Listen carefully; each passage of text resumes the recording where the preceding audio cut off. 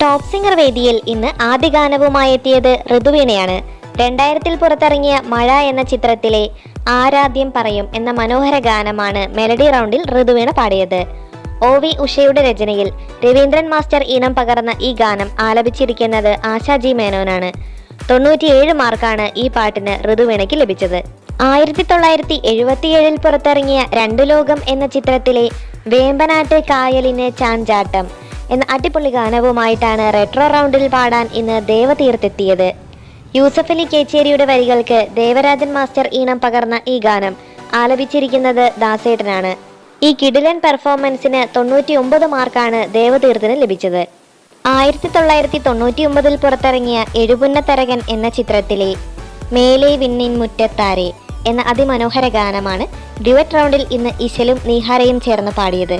ഗിരീഷ് പുത്തഞ്ചേരിയുടെ വരികൾക്ക് വിദ്യാസാഗർ ഈണം പകർന്ന ഈ ഗാനം ആലപിച്ചിരിക്കുന്നത് ചിത്ര ചേച്ചിയാണ്. ഈ പാട്ടിന് ഇശലിന് ലഭിച്ചത് 97 മാർക്കും നീഹാരയ്ക്ക് ലഭിച്ചത് 98 മാർക്കുമാണ്. 1993-ൽ പുറത്തിറങ്ങിയ ചെങ്കോൽ എന്ന ചിത്രത്തിലെ മധുരം ജീവാമൃത ബിന്ദു എന്ന മനോഹര ഗാനവുമായിട്ടാണ് മെലഡി റൗണ്ടിൽ പാടാൻ ഇന്ന് ശിവശങ്കർ എത്തിയത്. കൈതപ്രം ദാമോദരൻ നമ്പൂതിരിയുടെ വരികൾക്ക് ജോൺസൺ മാസ്റ്റർ ഈണം പകർന്ന ഈ ഗാനം ആലപിച്ചിരിക്കുന്നത് ദാസേട്ടനാണ്. അതിമനോഹരമായി ഈ ഗാനം ആലപിച്ച ശിവശങ്കറിന് 99 മാർക്കാണ് ലഭിച്ചത്.